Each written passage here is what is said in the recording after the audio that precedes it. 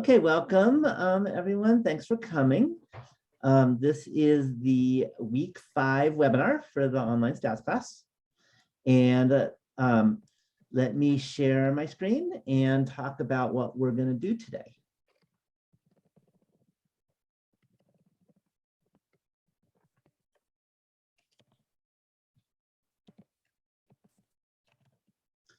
Okay, so let me get the list of topics. So what I'll start out with, like always, I always do Q&A. So I'll answer any questions you might have. And then after that, we're going to get into sampling distributions. And sampling distributions are very important because that's going to allow us to be able to understand data that's been collected and understand how a lot of things work. So we're going to look at unbiased and biased estimators. Then we'll look at the central limit theorem for means, which is very important. And then we'll look at the central limit theorem for proportions. And just let you know, especially starting this week, I really grab relevant stuff if I can. So I'm always looking for the most relevant stuff. I do my best to change your lives in a positive way, and maybe this will work. You know, I've been around a while, and it has definitely helped me. So I'll explain that, and what I mean is financially. So I'll talk about that. Then we'll get into the central limit theorem for sums. That we'll do really briefly because that's just one little extra formula, and it's not as useful, but it comes up. And oh, sorry, no exam review. That was from before we did this, before COVID happened and things were different. So let me ask you, do you have any questions about anything? I actually do. Mm-hmm. Yeah, I have a question about the project, but it's a simple question. Mm-hmm. For the file format that we submit for our report, does it matter if it's in a Word or a PDF? Do you have a preference? The most important thing is that I can open it. Okay. Okay. So Word works, PDF works, Google Docs works. Okay. So as long as it's openable in Canvas. So when I say I can open it, it means Canvas needs to be able to open it. Okay. So there are some types that don't open in much, and especially certain things that are Mac only. And I don't have a Mac, so just let you know, if it's Mac only, I can't open it. Got it. But hopefully, you know, you'll be able to look, you know, open it up. And again, if you share it with your partners and they could all open it, there's a good chance I can open it too. Okay. I also have a question about the discussion this week, but I wonder if maybe that question is better at the end of this lecture. It might be better at the end. I mean, unless it had nothing to do with No, it does. It does. Yeah, because the central limit theorem for proportions or means, that's what we're talking about today. Yeah, I will hold that question and maybe it will be answered. Yeah, because I'll be doing examples just like it. Okay, and hopefully you notice I always post a actually I almost always post a model discussion post. Yeah. And a reply to it. So you want to use that as, you know, what you're supposed to. No, that's what my question is about. Right. But hopefully at the end, maybe you'll understand even further, because there's a lot going on. Central limit theorem is very deep. So I always post. The only time I won't post a model is actually our very last one, because and you'll understand because it's not a doing statistics one. But I will post. And I want to remind you one more thing, and that is, if you haven't already sent me your project, then you definitely want to send me your draft of the project so that I can take a look at it and give you feedback. Okay, and I really do look through every word of it and try and, you know, give you kind of the top 10 or so pieces that you can improve on. So just let you know that. And if you don't get it to me by 8 in the morning on Thursday, I won't read it. So I do have a rule. I try to encourage you all not to be procrastinators because it's just not a good skill to be a procrastinator. It's better to get things, on time and a little early. So I will read them as a first come, first read order. So if you already sent it and haven't read it yet, you're right up in the front of the line. If 5 different groups send it on Thursday at 7:59, then you may have a long wait if you're the last of the group. So just let you know. And you guys, hopefully, Monday, Wednesday, Friday, I'm usually pretty busy all day teaching. So today I have time, and Thursday I have time. Tomorrow I don't have a lot of time. Any other questions?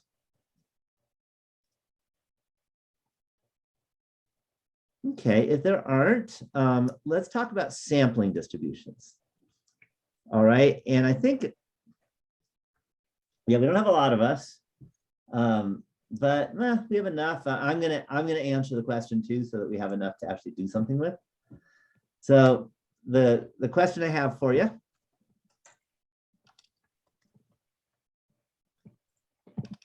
is, how many hours a week do you work? And I want you to put that in chat box. The rule is you have to put something in. If you don't want everyone to know, make something up. That's okay. Don't say you work 3 million hours a week, because that's not possible. So, if you're gonna lie, make it reasonable. But, my guess is you don't care about lying on this one. And just a note is that no one can see this chat box, so they don't know who's who on this one. I'm gonna put mine in too. Okay. I'm about, probably about this year. That's me. I am a workaholic. Okay, as I told you, I teach all day long.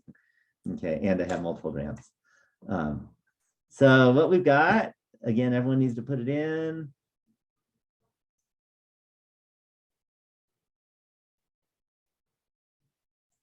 So if you haven't typed in how many hours a week you work, please type that in. It's very important, because we need everyone. This is one we need everyone. We don't have enough people. We only have, there's a couple of you haven't typed in yet. And again, you don't have to be honest. So it's embarrassing. Just give me a number.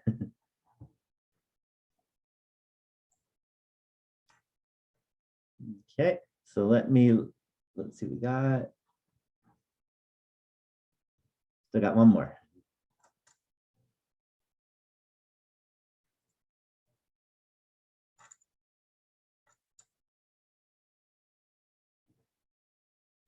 Okay.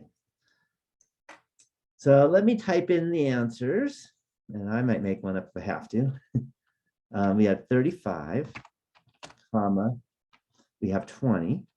Yeah, we'll call it 20. We have 60.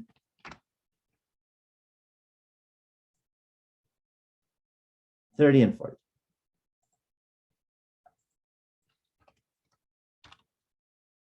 Okay. Now, this isn't a very realistic example about what I'm about to do, because it's not hard to go find all the numbers that are listed here, like the whole population. So this is more to understand how this stuff works. So in the real world, there's a population of answers which you don't know. And that might be the population of all Americans in terms of hours a week they work. And what you do in the real world, because you can't get them all, what do?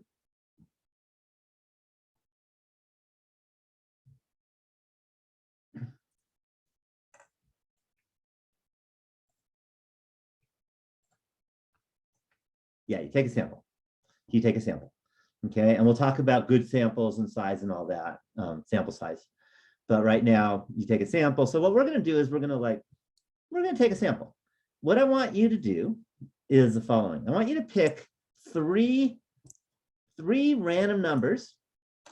And by the way, the easiest way to get a random number is to just ask your phone. There's other ways too. Pick 3 random numbers between 1 and 5, because we have a first, second, third, fourth, and fifth of this list of numbers. And then what I want you to do is get the three numbers that you chose. So if you chose, say, 2, 3, and 5, that would be 20, 60, and 40. So I want you to choose three random numbers between 1 and 5 to grab those numbers. Best is with replacement is actually best,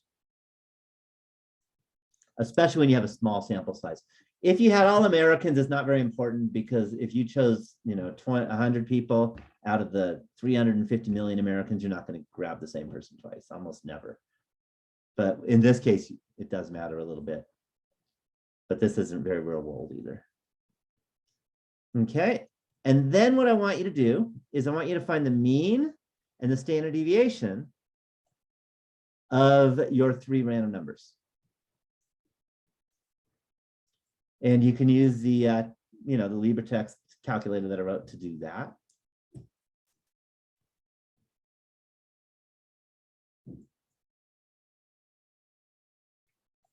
And I'll make the font bigger because there was a request for that.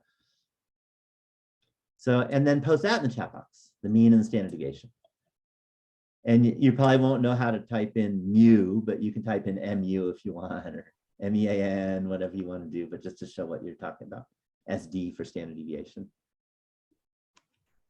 or S or something like that. And then type in the chat box what the mean and standard deviation are for your three that you ended up picking. Okay, so mean and standard deviation.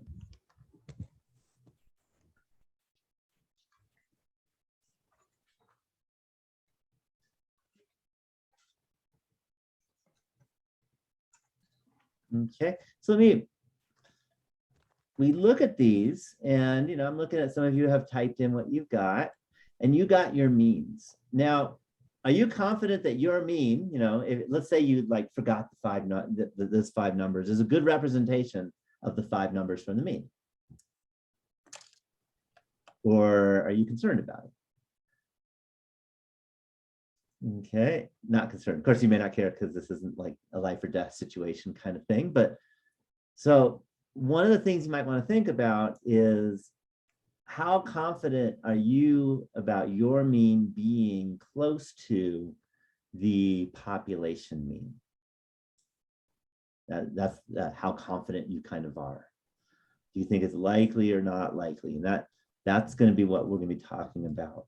So in particular, we can look at it and we can realize that everyone, there's a good chance you're going to get different sample means, all of you, okay? You might get the same one, but you could get different ones. They're going to vary from mean to mean, and from person to person.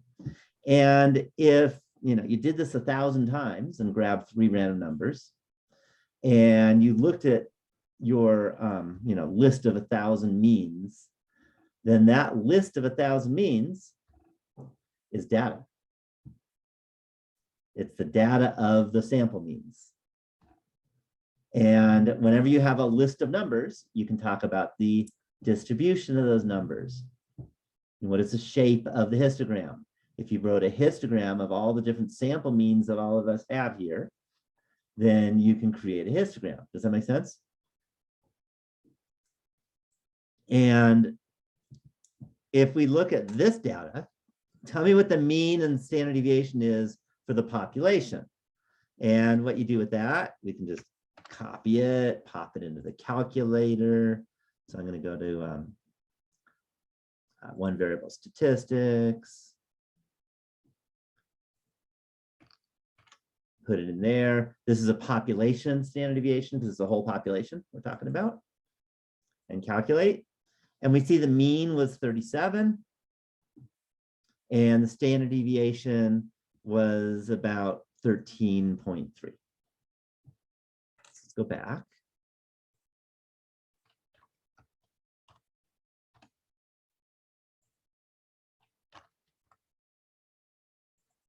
Any questions on that?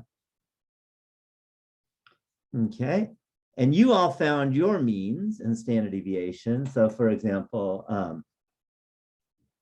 there was a 43.3 and a sample standard deviation of 12.5. Okay, that one person had that. Okay, so one of the things that's real important is one of the toughest things in this chapter is we have a lot of symbols and you need to get them straight. So let me just go over what we have so far. Let me make this bigger so you can see it. We have mu, and mu is the population mean. That's that Greek letter that I got highlighted. Then we have sigma, that's this Greek letter. And that Greek letter is the population standard deviation. Then we have x with a bar on top of it, which we call x bar. And that's the sample mean.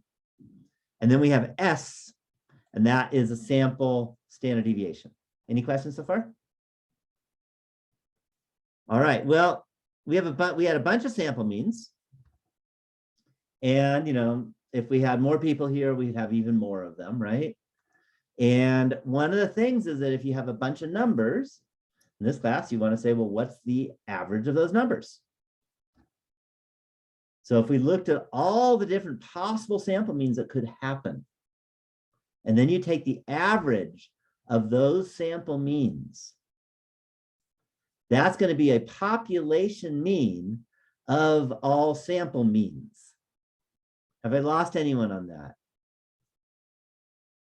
Yeah, it's very meta, as you say. It's the population mean of all possible sample means. Population mean symbol is mu. Sample mean symbol is x bar.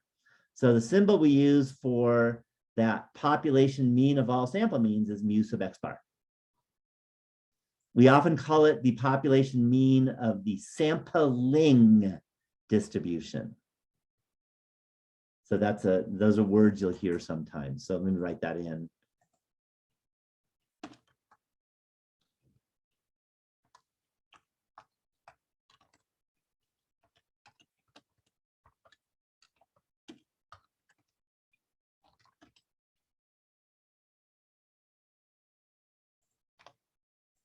So that's what the mu sub x bar is. Any questions so far? Okay, then we have a list of x bars, big long list of x bars, and you can say, well, what about the standard deviation of that big long list? What's the population standard deviation of all possible sample means? That is sigma sub x bar, because it's the population standard deviation of all possible sample means. So sampling distribution as opposed to, there's a this is where it gets confusing. Okay, there's the distribution of the population, there's the distribution of the sample, and there's a sampling distribution. Those are all completely different. So the distribution of the population would be if you drew a histogram of all possible answers of the entire population. The distribution of the sample means you take your sample and you look at the histogram of your sample. Whereas the distribution of the sampling distribution, that would be the histogram of all possible sample means. Does that make sense? And it's hard because they all sound the same in terms of the words, but they're not. Okay. So that's what we've got. We got the sampling distribution and we want to be working with it. Okay, and you could ask lots of questions. Okay, another example I could have asked you is, how many face masks do you own, right? No, I own at least 2. But actually a whole bunch more. How many masks do you own? Okay, if I asked this 3 years ago, I'd get very different answers than now. But there's so many different survey questions you can ask and you can get samples. Okay, and in the real world, you pretty much never know the population mean, right? It's not possible to get the population mean of how many face masks people own, because you can't ask everyone on Earth. It wouldn't happen. Does that make sense to everyone? So that's why we do this whole sampling. Okay. So there's a bunch of things. So let me just read this out because it's what I said, but now I'm going to repeat it again. If we consider the collection of all possible sample means, this is its own data set with a very large sample size. Okay, if you think the population is a big size, the sampling distribution is a distribution of a much bigger sized group. So for example, if we looked at just these 5 numbers with replacement, and you grab 3 randomly selected numbers out of those 5 numbers, then that would be not, a sample size of 5. It'd actually be it would be actually a sample size of 125. There's 125 different ways of grabbing numbers from a group of 5 with replacement, because it's 5 times 5 times 5. Which, if you think about it, 5 times 5 is a quarter, like 25 cents. 5 quarters is $1.25, right? That's 125. So, any questions on that idea? Okay, so again, this sampling distribution is a huge distribution. And the sigma sub x bar has a special name. It's called the standard error. Okay, it's a standard deviation of the sampling distribution, but because it's so important, it's called the standard error. It has its own special name. Any questions on that?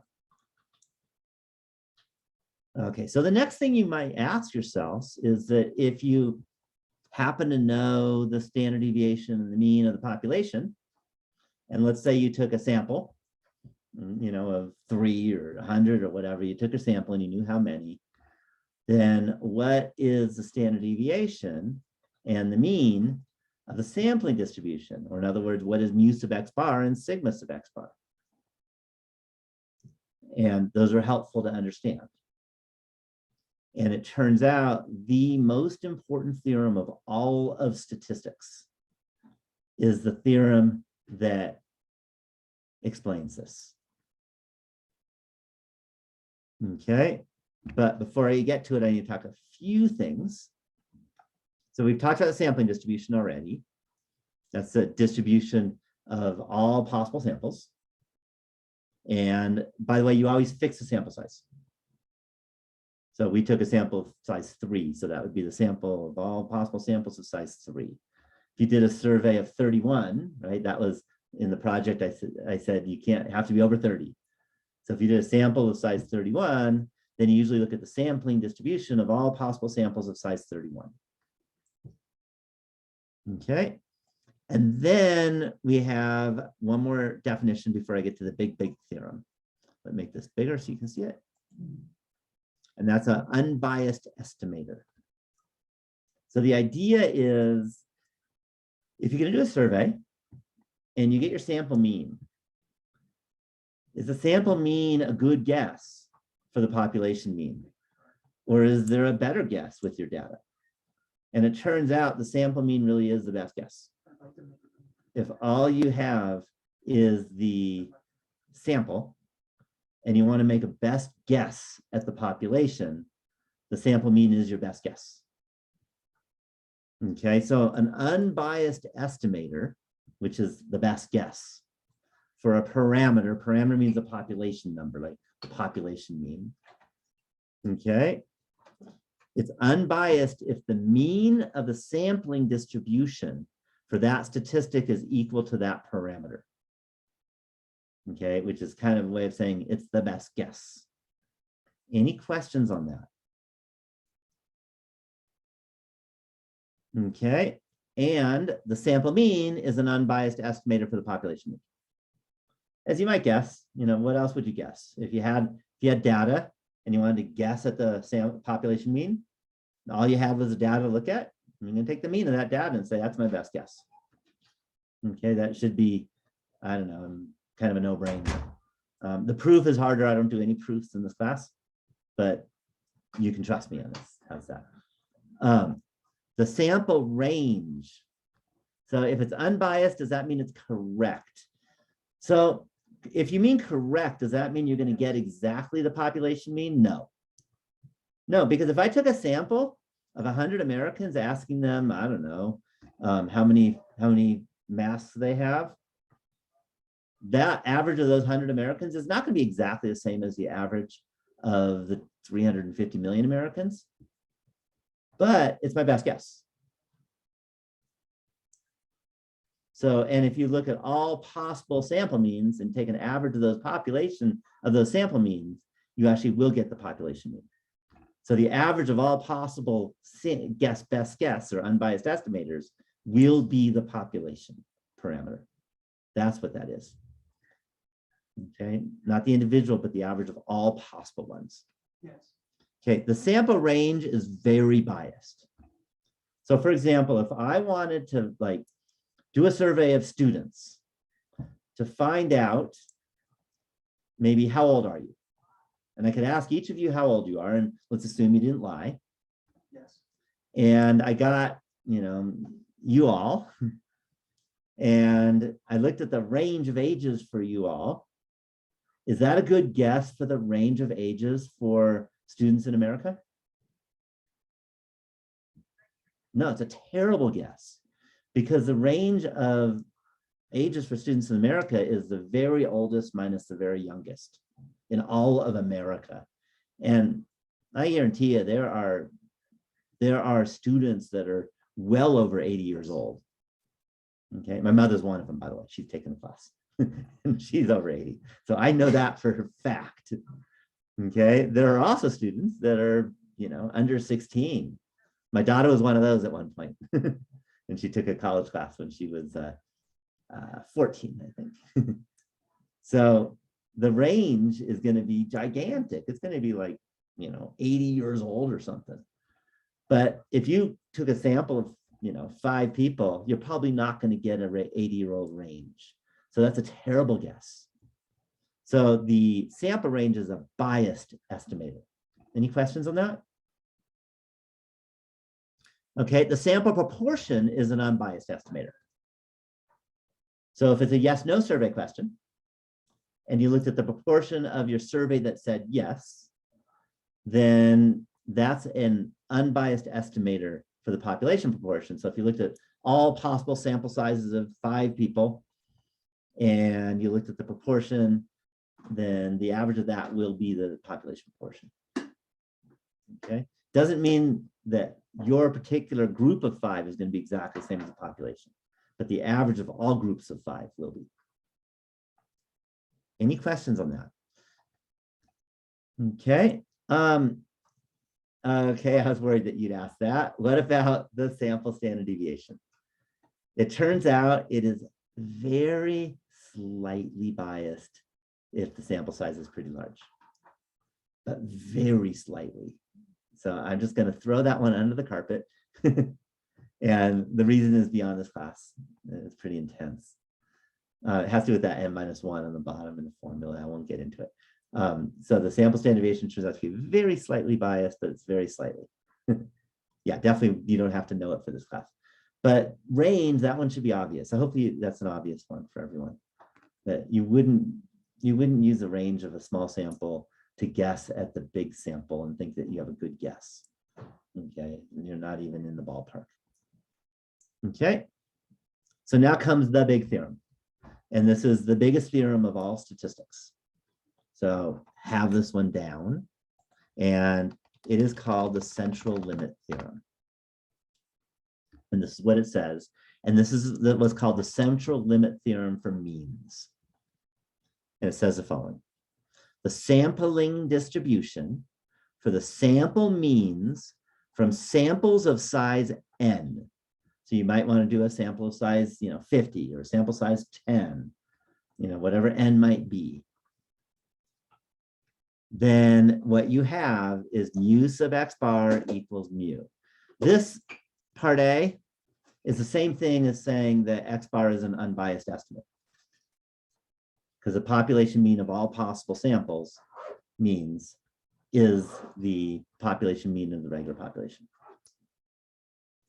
Then the big one that's not something that you would just guess at is that sigma sub x bar, the standard deviation of all possible sample means is equal to sigma over the square root of n, where n is a sample size.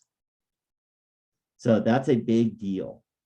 The reason why that's really a nice thing is that if you have a large n, like n is 100, then your sigma sub x bar will be 1/10 of sigma, because the square root of 100 is 10. And that means you're able to reduce your sigma sub x bar. Now remember that the standard deviation measures how much the stuff varies. And if the stuff doesn't vary very, very much, and its mean is what you're interested in, then you can be very confident that you're really close to the population mean.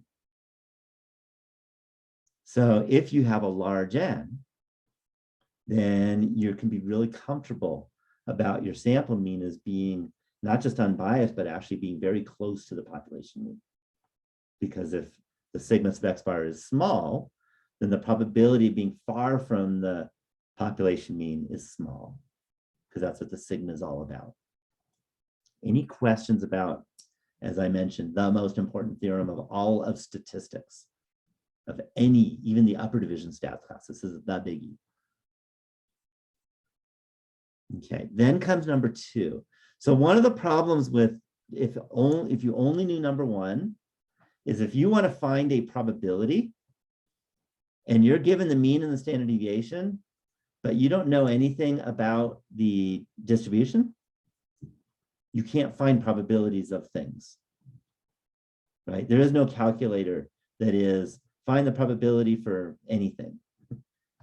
Okay, it just doesn't exist. It's not just because I was lazy and didn't program one, but there you can't do it.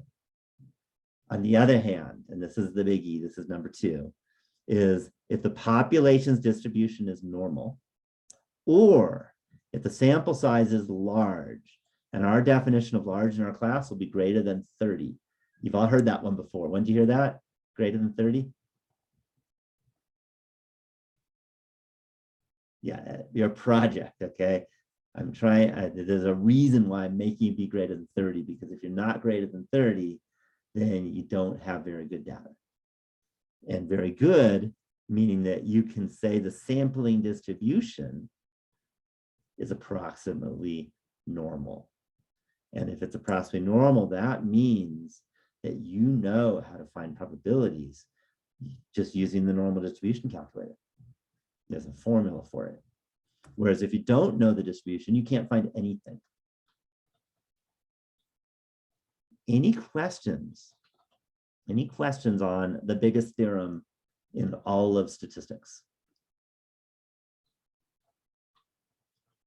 Okay, so what this says is that if you take a sample, and this is for quantitative, we'll get to the non-qualitative, we'll get to the yes/no question next. But if you take a sample and it's a quantitative data sample, quantitative variable, and your sample size is over 30, that means you can do all the calculations, whatever you want to do, because we know it's a normal distribution. And if it's a normal distribution, you can use a normal calculator, you're done. And you can find everything about it, and which is pretty amazing. So so a lot of people ask, well, if you have all of the world, which is like near 8 billion people, versus just say all of California, which is much less than that, that's in the tens of millions instead of, billions. It actually doesn't matter. As long as your sample size is over 30, you can still do the calculation. So the size of the population has nothing to do with anything, as long as the population is somewhat big. So in our class, let's say over 5 times your sample size. Yeah, the sample is not a normal distribution guaranteed. It's the distribution of all possible means that you could get from taking samples. So it's always in theory. Okay, but when you take a sample, what you're interested in is whether your sample as the group of all possible samples is a good one. And good meaning the standard deviation is likely to be close to the population mean, which means the standard deviation of the sampling distribution should be small. And the bigger the n you have, the closer you're likely to be to the population mean. Okay. In our class, we're going to go by 30. We're going to go by 30. Yeah, so a question, what about bias? If you have a bias sample, you can't do anything. Okay. For example, if you wanted to find out the heights of Americans and you did a sample of 100 basketball players in the NBA, do you think you'd have a good idea of the average height of Americans?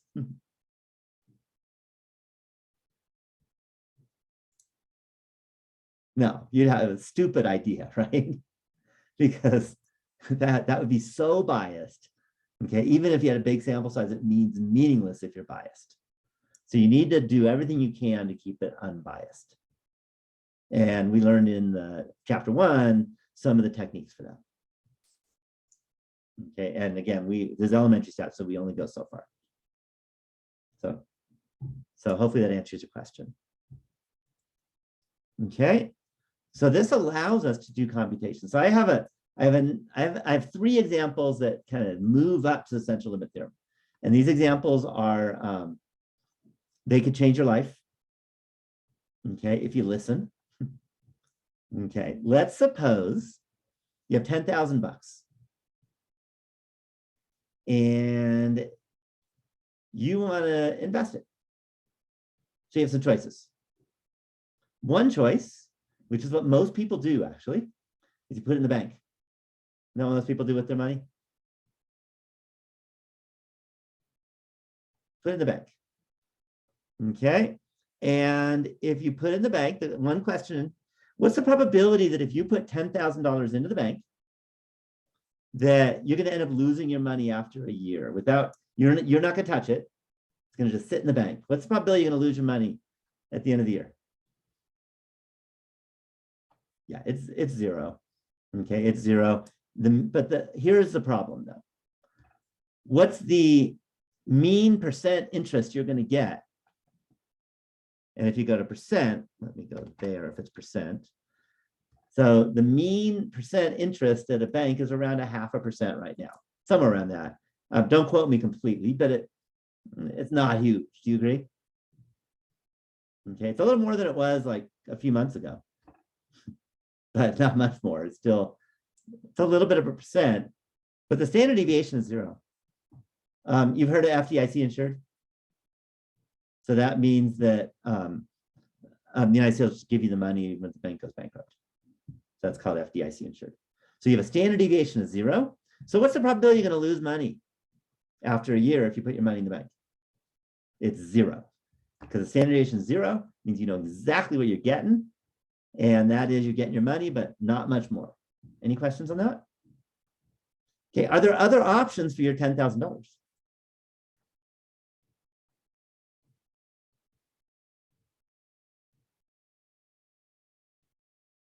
Okay, what are some other options? Yes, no, but we're talking about not spending it. Yeah, how about the stock market? Okay, okay, you can put it under your mattress, but you know, let's not go there about probability of losing money because you could actually get robbed, all that. Okay, you can invest it in the stock market. So what if you invested it into a single stock? Okay, Apple computer or something like that. Okay, but let's just say you randomly invested in a stock. Okay, which you could do. We can ask the same question. What's the probability that you're going to lose money? Okay. So now we go ahead and in fact, if I go percentages, if you invest it in a randomly selected stock, then the average percent typically is around 9%. By the way, is that better than the bank? It's a hell of a lot better than the bank. Okay. But the problem is the standard deviation is around 20%. Okay, we're going to assume that stock returns are normally distributed. Otherwise, we can't calculate anything, right? Then what's the probability you're going to end up losing money? Okay, and this is last week, by the way. We learned how to do this. So if it's normally distributed, if you lose money, what does that mean? How much have you made?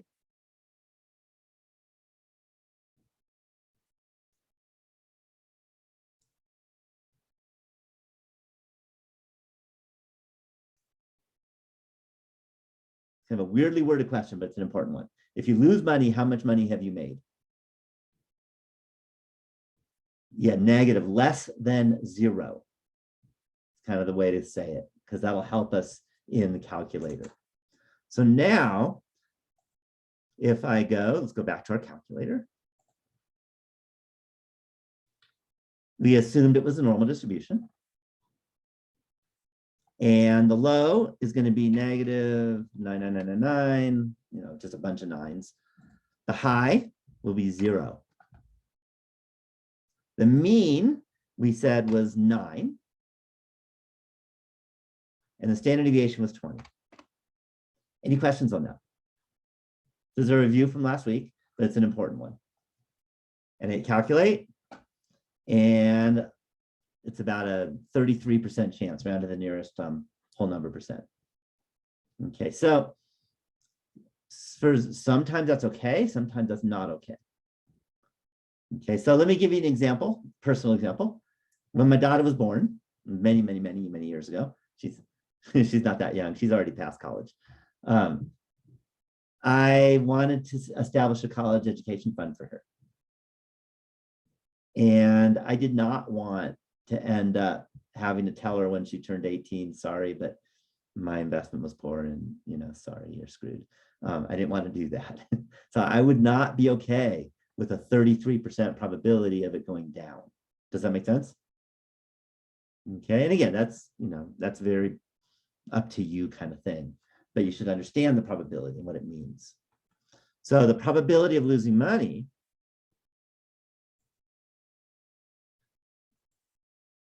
is the same thing as the probability that X is less than 0 if X is normally distributed with mean, I'm going to drop the decimal point, 0.09 and standard deviation 20. And that probability was, as we mentioned, 33%.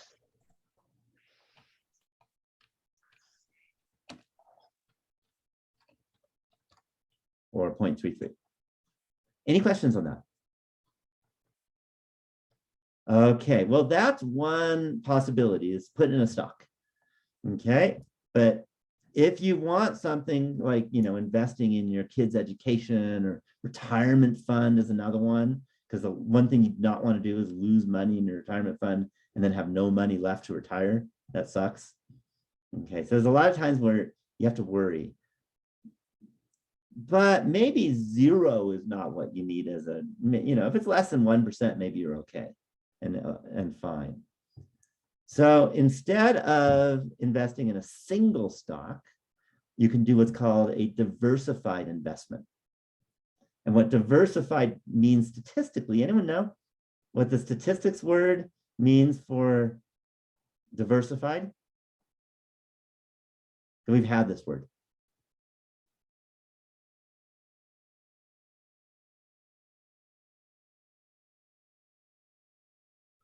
Let's see, I'll jump in. Independent, right? So that if one stock goes down, the other's not going to just go down because it went down. Do you see that? And if it's perfectly diversified, it's independent. Now, it's not really, you know, possible to get perfectly independent, but we're going to pretend. So we're going to have a very diversified, you know, pretend we have a diversified investment. So for example, it's not perfectly diversified, but say, here's another possibility. Let's suppose you put $10,000 into the Dow Jones Index Fund. I don't know if you've heard of that. Okay, what's the probability of losing money now? And we're going to assume that the Dow Jones Index Fund is a diversified fund.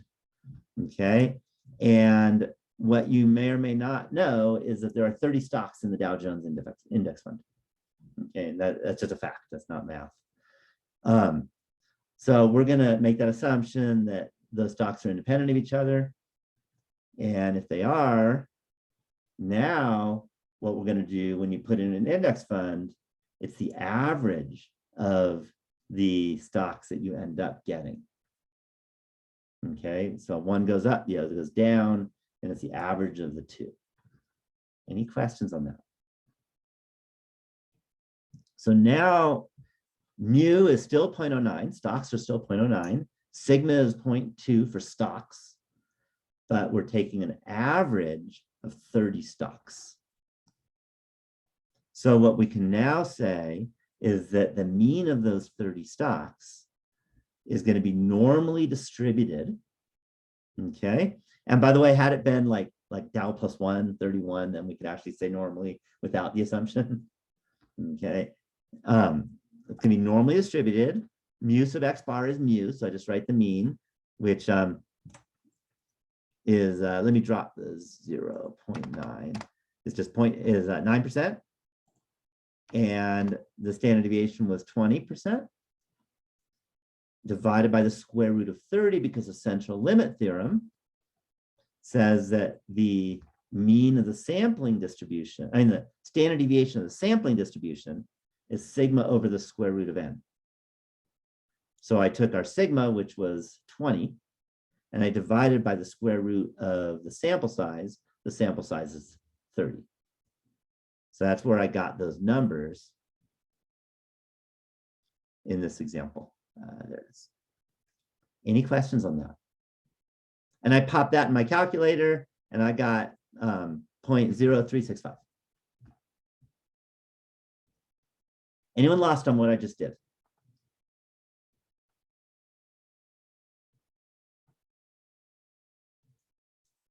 Okay, so now it's normally distributed. We got a mean, we got a standard deviation. We still want to find out the probability of losing money. So we do the same thing. But now the standard deviation is 0.0365. So when I go over here, the standard deviation is now, and actually, sorry, it's I think it's 3.65. I think I moved the decimal over. I'm doing by percents now.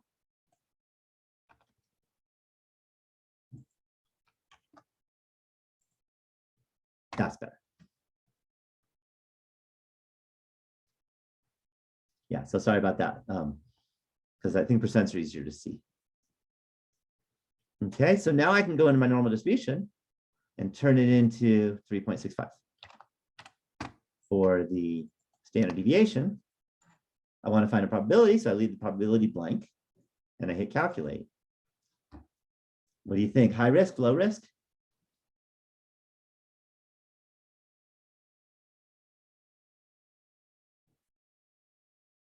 Take a look. We got a probability here. Yeah, it's a low risk. Okay. And that's worth it. I'm okay having less than 1% chance that I have to apologize to my daughter. Okay. If it was her dying, that's different. But if it's a money thing, yeah, I'm okay with less than 1%. And let's take a look at this. And let's look at the difference in terms of money. Because again, the super safe route is just throw it in the bank for 18 years. Okay. You're not going to lose money. Okay. It's going to just sit in the bank. Okay. By the way, what do you think the bank does with your money? Yeah, they invest it. They invest it. Sometimes the stock market, sometimes real estate, sometimes loans, and they make a big amount of money by charging people big loans, percents, things like that. But they basically do what we're talking about because they're no idiots. They don't just put it in the bank. Okay, they don't just take your money and throw it in the safe deposit box and let it sit. That's not how banks work. So what we've got now is, again, 0.0. So it's a 0.0068.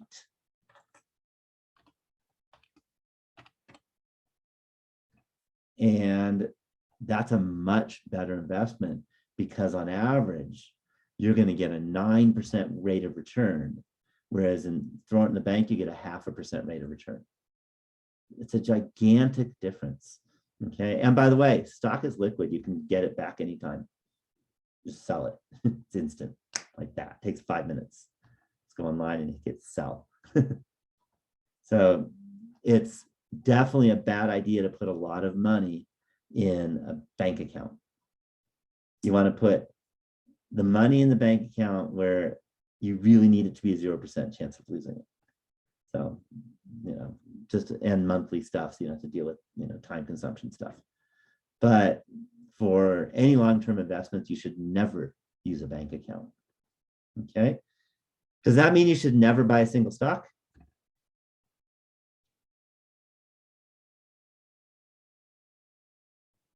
Okay, it doesn't mean that.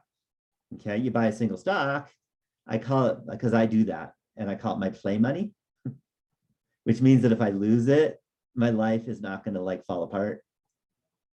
But I tend to make a lot more money in single stock. Not, this makes it look like it's the same, but I use other statistics actually to analyze the stock changes on a single stock and then buy and sell and buy and sell. And I do a lot better than any Dow Jones or mutual fund or anything like that. But that takes a lot. That's advanced stats, just let you know that. But it's a good thing. So there are reasons to do single stocks. Okay, but again, you have a risk of losing. Any questions on this big example? Any questions? Okay, let me give you the next big theorem. Okay, and this is a central limit theorem for proportions. And so central limit theorem for means only works with quantitative data. Okay, you have a mean, you have a standard deviation, and that happens when you have numbers. But a lot of times it's yes, no questions. You do a survey, it's a yes, no question type of thing. So here's what it says. Let's suppose we have a proportion, and we're going to, P, by the way, is the letter we use for the population proportion. Do you know why we don't use a Greek letter? We used to, actually, when I first taught, like 30 years ago. And it was the most confusing thing in the world, and they just dropped it. What's the Greek letter for P? You all know it. That's the hint. Yeah, it's pi. And it confuses the hell out of everyone if you use pi as a symbol that isn't a 3.14. So they got rid of that about 30 years ago, and now they use P instead. And they put a little hat over the P to talk about it as a sample proportion. And this is read P hat. Okay. Yeah, not a lot of circles in economics, but it just does confuse people if you use pi. So we don't. We use P hat for sample proportion. We use P for population proportion. But if you have a bunch of sample proportions, those are a bunch of numbers, right? Those aren't yes or no's. A proportion is like, 0.35 is a proportion of people that might do this. Okay, and then if you take another sample, you might get 0.39. You can have a bunch of these proportions, and that you can take an average of. Because now it's an average of a bunch of numbers. So it makes sense to say mu sub p hat, which is the mean of all possible sample proportions. And that, the big theorem, is that it's equal to the population proportion, which basically just says it's an unbiased estimating. Any questions on that? And then the next statement is that sigma sub p hat is P times Q over N all under a square root, where P is the proportion of people who say yes, and Q is a proportion of people who say no. So I don't think this is typed out, so I probably should write this in. Q is the proportion population proportion of no's.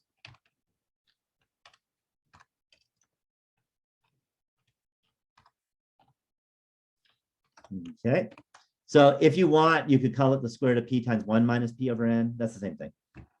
Because if 60% said yes, 40% said no.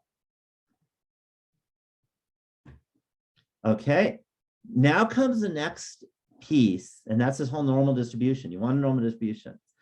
And this is where a lot of people go wrong. So today is a big day in terms of something I'm going to give you a very large piece of advice for this class. Whenever you are looking at any question from today on, the very first thing you should look at is what was the survey question and what kind of answers are people giving? Are they giving yes, no types, or are they giving numerical answers? If it's a yes, no type of answer, we're talking about P and P for proportion. And then 30 is an insignificant, unimportant number. Don't ever put that in, basically. Instead, 5 is the important number, and it's not the sample size of 5. It's the expected number of yes answers have to be bigger than 5, and the expected number of no answers have to be bigger than 5. And if you know your sample size and you know your proportion, if you multiply the proportion times the sample size, or the sample size times the proportion, that'll give you your expected number of yes answers. And similarly, if you multiply the sample size times the proportion of no's, that'll give you how many no's. It has to be larger than 5 in our class. And I want to let you know that it's not like there's some like suddenly it changes, but we need to go by something. I've seen larger than 10, but most books use 5. So I'm going to go for 5, including our book uses 5. Okay. The higher you have, the better accuracy you get. So we gotta go by something. But you can't just say n needs to be bigger than 30. That does not work. And let me give you an example where it really could destroy you. It's the most important study that happened a year and a half ago. Yeah, 30 is for quantitative. What's the most important study that happened a year and a half ago? Undeniably. Yeah, the vaccines. Okay. And the thing is, what percentage of people get COVID at that time? Any ideas? Because it wasn't that common a year and a half ago. It was around, but I think it was like 0.5% or so were getting COVID a year and a half ago. Because it wasn't that huge. It's still scary, people are dying. 0.5% is still bad. But that's changed. It's gone up a bit. So the problem is that's 0.005. So you need a big sample size to be able to use the central limit theorem. Okay. And unlike the central limit theorem for means, there's no fallback where if you know the sampling distribution, if you know the distribution of the population is normal, then you don't have to worry about it. Here it can't be normal because yes, no questions. You have to have NP and NQ greater than 5 or you can't go here. You can't even talk about it. Any questions on this? All right, so just before class, I just went to the news. And that's what I love about this class is I can go to the news. I can always find something relevant. Like in 5 minutes, I can find something relevant in whatever's going on. So let me pop in a news article. This is an ABC News article. Okay. And the article is right here, but I copied and pasted it. So poll, majority of Americans and Democrats want Biden to consider all possible nominees for the Supreme Court. Do they know that the majority of Americans and Democrats want Biden to consider all possible nominees for the Supreme Court? Do they know that for a fact? Does CBS, US News know that? No, they don't know that. Because the only way to know that is to ask everyone. How do I know they didn't ask everyone?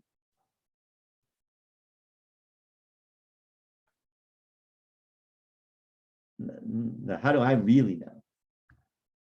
They didn't ask me. So if they didn't ask me, they didn't ask everyone. And any of you get asked? I've never had anyone say yes to one of these surveys that I pop on the news.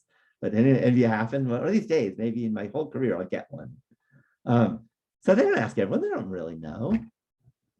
So then the question is, well, if they don't know, then why are they publishing this? That's important.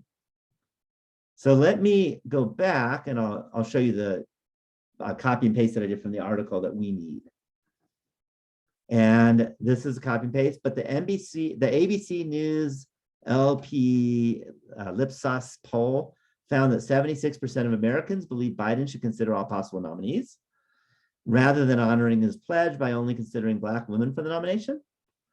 And partisanship was a major divider in these attitudes. The poll says 95% Republicans said so, but 54% of Democrats say so. So now if 54% of Democrats think that, he should open it up to, whoever's not race-based, race and gender-based. Is that over 50%?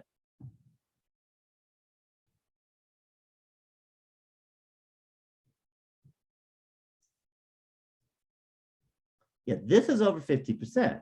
54% is over 50%. But here's the problem. It's a survey. Do we know the percentage of all Americans after seeing 54%? Right, we don't. So now the next question, this is the big question of the whole course, basically, is that if it was 50%, so not a majority, majority is over 50%, by the way. So 50% plus one vote. So if it was 50%, what would be the probability of doing this survey and ending up with 54% saying that they have that attitude, right? Okay, that they want them to consider everyone. So in other words, it might be a majority, right, for the whole population, but how unlikely is that might? Do you see that? So here's another question that we have to look at, and that is sample size. Yeah, it's random, and actually I did look it up and they did a pretty good job. They did a pretty job. They did random dialing, and they did random dialing, and they did weighted surveys, which makes it stratified over many strata. So it looked pretty good, actually. Okay, it's not perfect, but it looked pretty good. And so this is more quote right here. And this poll is based on nationally representative probability sample of 510 adults. So nationally representative means the stratified sampling of 510 adults, age 18 and older.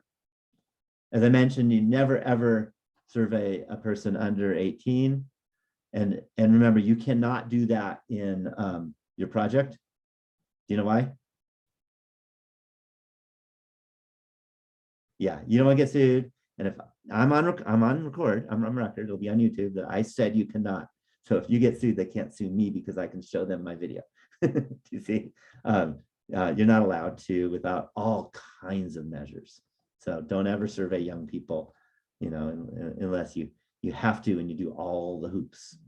But it's much better to just go for adults if you can. So 31% of Americans identify as Democrat. That's what Google told me. I just went to Google and I wrote what percent of Americans are Democrat, and that's what Google said.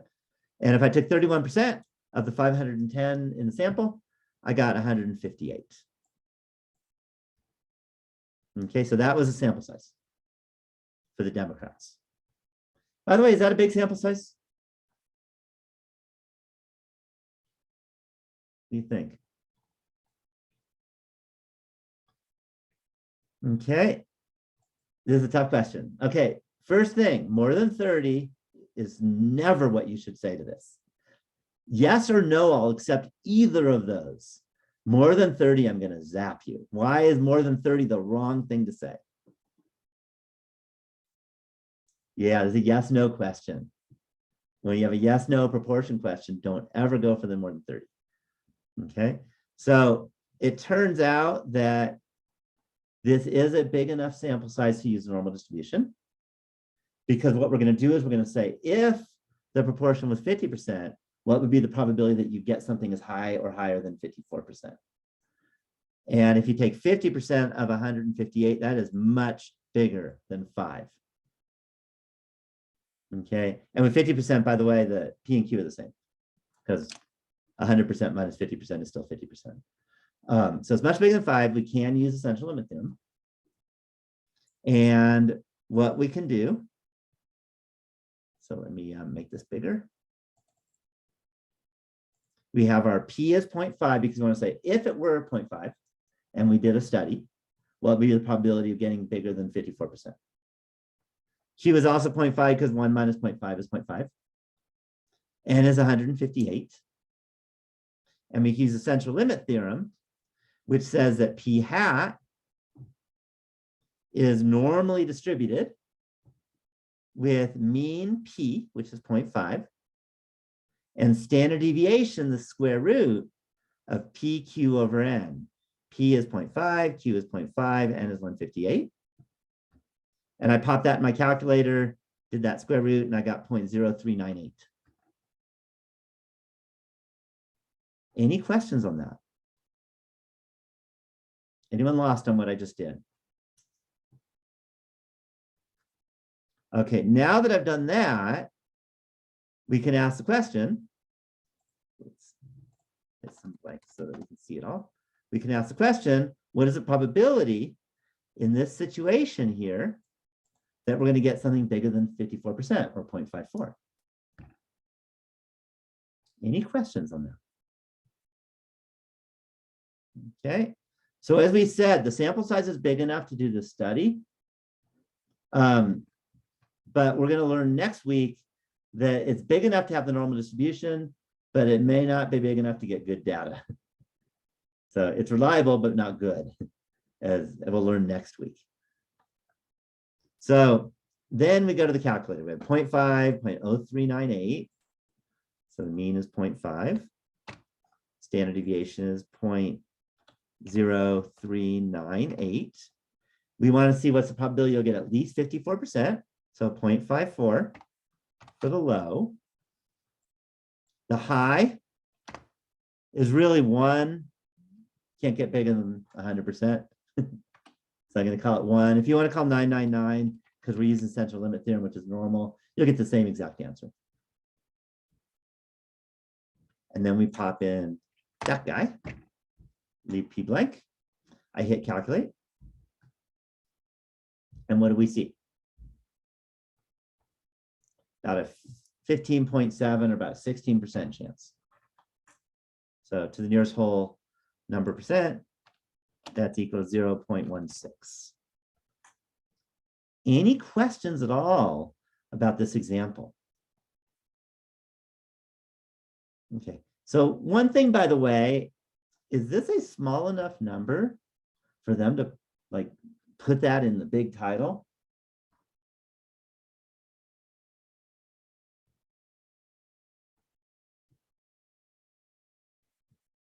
What do you think? It's not a math question, actually.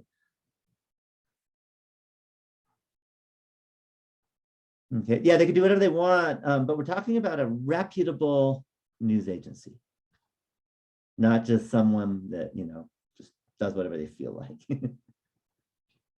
Yeah, the answer is this should not be put in the title.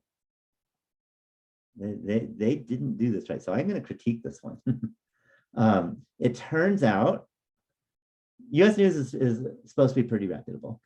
But it turns out that the number at which it's going to be decided to be reputable is it should be less than 5%. And we talked about that a few weeks ago, actually. So less than 5% is kind of the definition of being right often enough. So if you're right 95% of the time, then you have a good reputation. Because no one can be right all the time, not when you're doing surveys. So you have to decide. This was actually decided, I think it was in the 30s, the 1930s. And it was, at that time, there was really only one major newspaper. Anyone know? Not a math question. And there was no internet, by the way, in the 1930s. Yeah, New York Times. New York Times. So the New York Times actually was the one that decided on the 5%. Okay, historically. And everyone trusted the New York Times, so that's stuck and it's still here. You know, when it's over 90 years later, 90 years or so later, something like that. So the New York Times chose that 5% is to be reputable for news. So 16% probably shouldn't have said that. Because in fact, what they say is it's within the margin of error. And you might have heard those words before. We'll get that next week. So we say that this 54% is within the margin of error for the study. Okay. So if it's less than 5%, like, 4.9%, then that's counted as okay. Whereas 5.1% is counted as not good enough. That's the benchmark. You got to have a benchmark. And again, New York Times, not me. I don't choose these things. Any questions on this? But do you see how relevant this is? This tells you how reliable something is, how much you can trust it. Maybe Democrats are fine. Maybe the majority actually agree with Biden of Democrats. By the way, if we did it with the Republicans, that was here. Here we go. 95% of the Republicans don't agree with Biden. Okay, which you probably shouldn't be too surprised about if you've been following the news like in the last year at all, that Republicans don't love anything Biden does, right? That's just the way it is. Okay. If I went up here and did the low of 95%, too many decimals. Any guess what we get?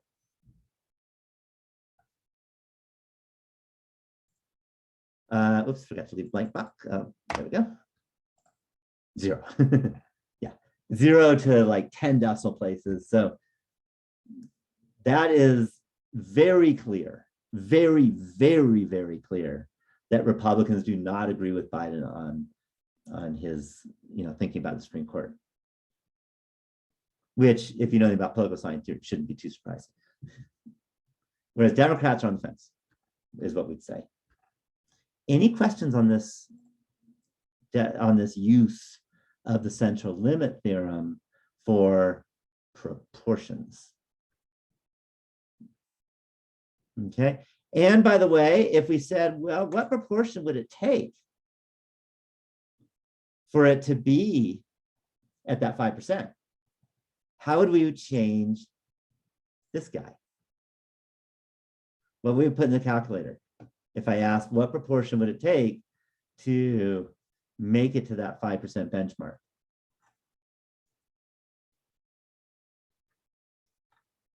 You should all know how to do this. This isn't new, actually. It's last week's. This week was all about getting the standard deviations set up. Yeah, we leave the low blank and the high would be 0.05. I'm sorry, the P would be 0.05. And then you calculate it and you need about 56.5% or so. So they're almost there, but they weren't. Do you see that? So that, again, you should know how to go both directions. Is if you're given the proportion, you should be able to get back to a value for a low or a high. And if you're given the high and the low, you should be able to get to the proportion using the central limit there. Any questions at all on this big theorem? Okay, just a note, I'm just going to pop up to the first big theorem. If instead of means, sometimes you're more interested in the total than the average. So an example might be in business. You don't care as much about the average amount that customers pay as the total amount of money you take in at the end of the day. Does that make sense? You want to see what's in your cash register. That's most important. Sometimes you care more about the total than the average. And if you care about the total, well, all you're doing is the average, remember, is the total divided by how many you asked, right?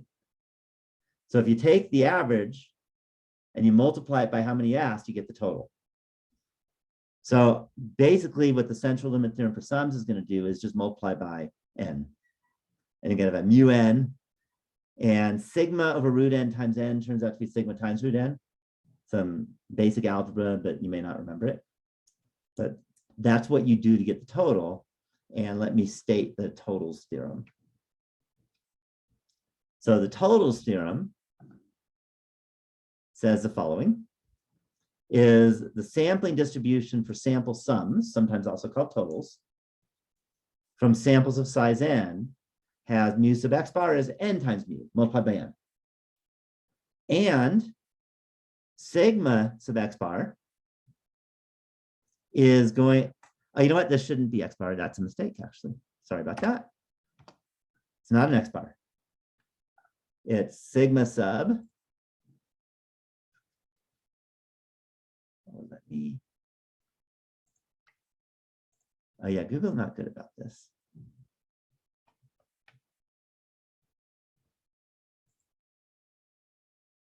Find it.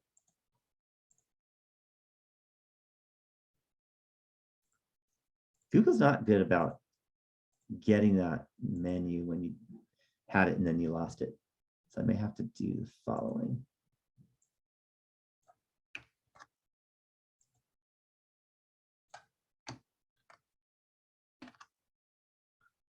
Now I should be able to do it.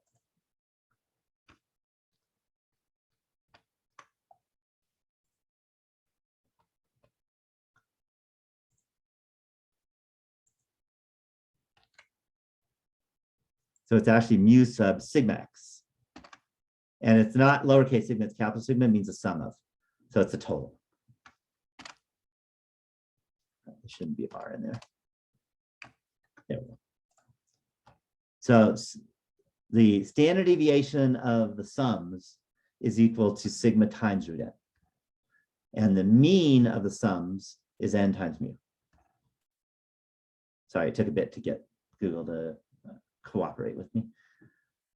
Okay, so again, this is used a lot less often, but once in a while, you're more interested in the sum than you are in the average. And all it's doing is multiply by n. There's nothing fancy. And same, because all you're doing is multiply by n, if you want a big enough sample size, we're talking quantitative data, you need to be over 30. Okay, if the distribution is already normal, which is pretty rare, then you don't need to be over 30. But that's very rare for just distributions of just things to be normal. But the moment you look at samples, sampling distributions are normal as long as the sample size is big enough. So that's a huge deal. So that is the central limit theorem for sums. Okay, any questions on this? Okay, and just a note, and you are responsible for kind of understanding this notation. This says the sum has the distribution that is approximately normal with mean n times mu and standard deviation sigma times root n. And that's the way of reading this. Okay, so then the secret word. It's a word you would never have guessed, and I guess. At least I don't think anyone would have guessed this one. And it's not Muxbar, by the way. Yeah, I mean, you could read it that way. You'll get it right on the secret word quiz. But I put it that way because, remember, it's mu x bar is the mean of all possible sample means. But you want to type this into the secret word quiz. So that's why I put this one in. I always like to put one in that you probably wouldn't guess, but it's very relevant to what we do. So there's our secret word. And let me ask you, are there any questions? And I want to remind you the project is what should be close on your mind. I'm gonna pop this up. Does any of you need another person to join your group for your partner, or you're alone, so you need it? Speak now, because I know the answer. So you can put it in the chat box if you want. Maybe I'll even kill the video. So I'm going to stop my share and stop the recording. Just a minute.